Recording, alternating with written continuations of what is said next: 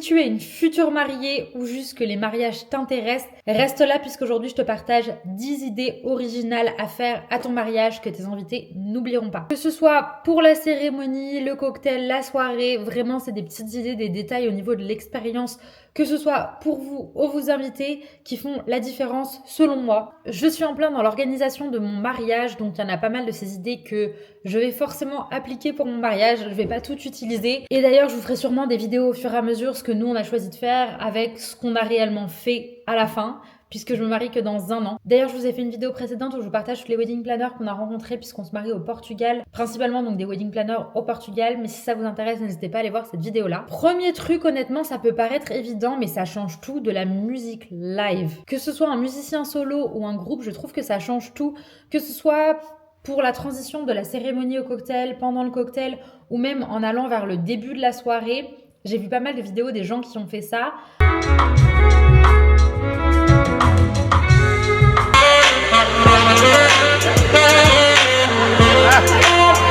Moi, ce que j'aimais bien, c'était la violoniste qui fait un peu du R&B avec un saxophoniste. Honnêtement, je trouve que ça donne vraiment. On peut aussi faire du jazz. Enfin, vous pouvez tout faire selon vos goûts musicaux. Mais honnêtement, violoniste, saxophoniste, pour moi, je trouve que ça donne un truc vraiment très sympa. Live music, en fait, ça permet aux invités d'interagir avec la musique et ça donne déjà une ambiance générale.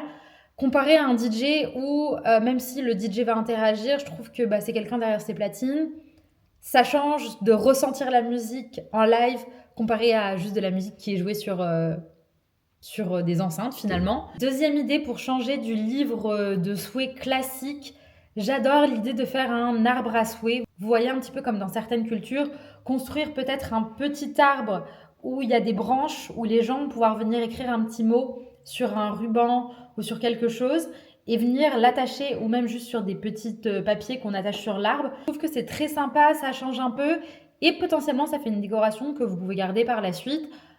Pas forcément un arbre, mais ça peut être un mur où les gens mettent des petits mots qui sont collés et donc vous les gardez. Autre alternative à ça, il y a pas mal de compagnies que j'ai vues qui font des téléphones vintage vraiment, où vous pouvez aller laisser des messages personnalisés et donc après on les réécoute après la soirée. Honnêtement, celui-là je le trouve très fun dans l'expérience et sur le moment, le design, le téléphone, etc.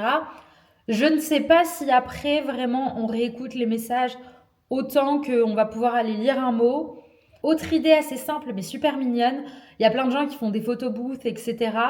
Faire un coin Polaroid. Vous laissez un Polaroid où les gens peuvent se prendre en photo, vous écrire un petit mot et donc ça fait aussi un petit souvenir et ils vont aller l'accrocher sur une espèce de petit tableau ou quoi.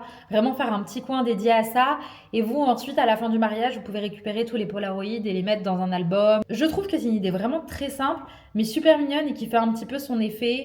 Les gens peuvent y aller un petit peu comme ils veulent pendant la soirée. Ensuite, un de mes trucs, je pense, préférés, c'est l'idée d'un bar à cocktail personnalisé. Je sais que c'est pas forcément toujours facile à faire, mais en gros, l'idée, c'est de créer des noms de cocktails qui sont spécifiques à votre couple, du genre votre nom de famille, ou l'endroit où vous vous êtes rencontrés, ou une anecdote sur vous. Et donner ces noms-là à, par exemple, 3-4 cocktails différents que les invités vont pouvoir choisir. Je trouvais que c'était une idée vraiment très sympa. Ça ajoute une petite signalétique. Vous pouvez faire un truc un petit peu avec le nom des cocktails. En plus de ça, je trouve que c'est hyper sympa de personnaliser des serviettes. Les serviettes de table en papier, vous voyez, pour le cocktail ou pour le bar. Soit avec vos initiales, soit pareil avec des petites anecdotes sur votre couple et les faire personnaliser. Je trouve que ça donne un détail très très sympa au niveau de l'expérience, encore une fois. Pour moi, les gros points importants d'un mariage, c'est la fête, parce que les gens vont se souvenir qu'ils ont dansé, qu'ils se sont amusés toute la soirée, etc., de l'ambiance générale.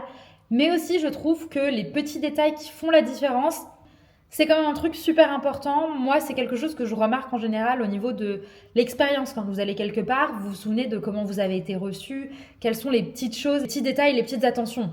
Une autre idée hyper forte en émotion, juste avant la cérémonie, avant d'aller rejoindre votre mari, lancez un petit audio où vous allez pouvoir lui donner un petit message que tous les invités vont pouvoir entendre juste avant que vous arriviez à la cérémonie.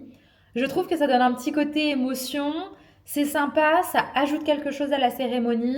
Pour un mariage en été, j'adore l'idée des éventails personnalisés. Alors j'en ai vu en carton avec un petit ruban en plus, j'en ai vu des normaux avec de la personnalisation dessus.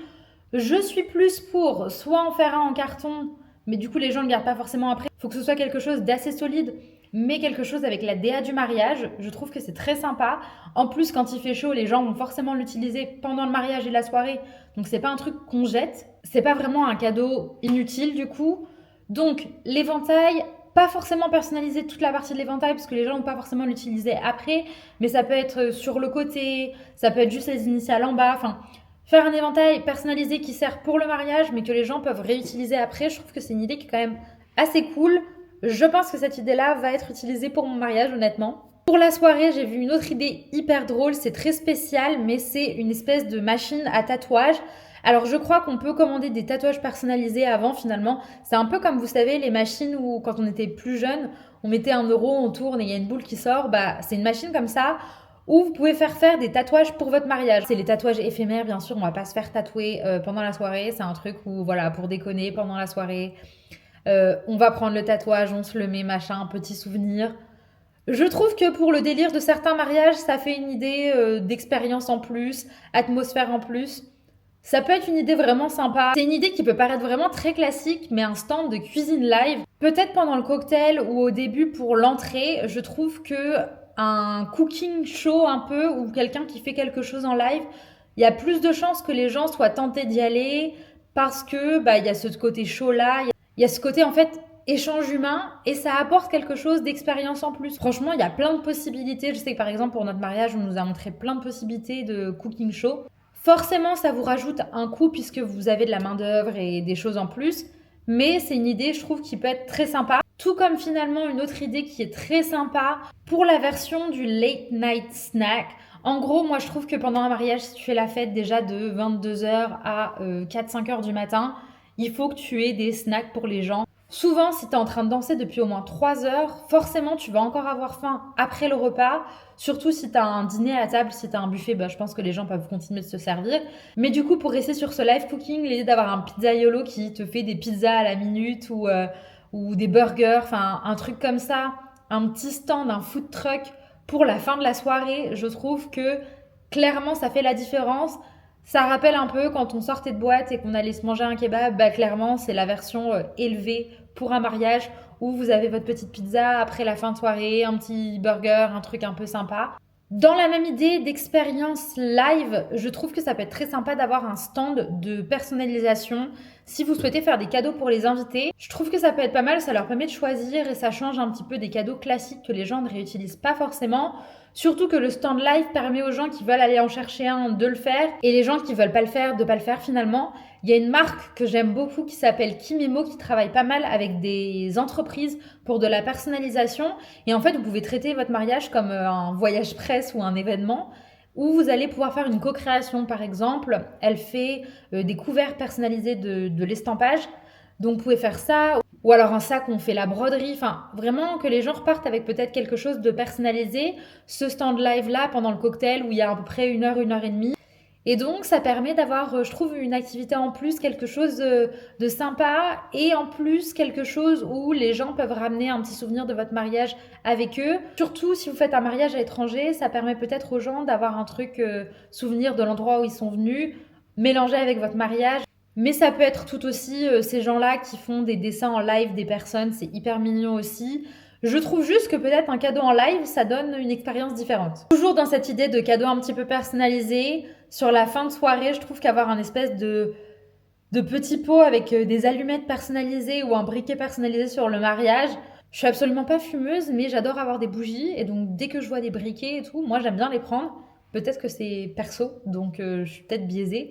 Mais je trouve que des allumettes personnalisées ou un briquet personnalisé à mettre sur un stand comme ça, je trouve que ça peut être sympa aussi comme petit cadeau, petite chose à prendre au niveau de l'ambiance du mariage. Voilà, globalement, c'était 10 idées que vous pouvez utiliser pour améliorer l'ambiance de votre mariage, 10 idées un petit peu originales pour ajouter quelque chose en plus que vos invités n'oublieront pas. N'hésitez pas à me dire d'ailleurs si vous voulez que je vous fasse une vidéo spéciale pour des cadeaux originaux à offrir à vos invités ou si vous voulez des choses un petit peu plus spécifiques sur le mariage. Je vous dis, je suis en plein dans l'organisation du mien. J'ai une wedding planner. Donc on échange sur pas mal de choses. Il y a des choses que je n'utiliserai pas pour moi, mais je trouve que c'est hyper cool de les donner en idée parce que ça pourrait vous servir à vous. Donc voilà, n'hésitez pas à me dire si cette vidéo vous a plu, à vous abonner et on se retrouve très vite pour une prochaine vidéo. Ciao!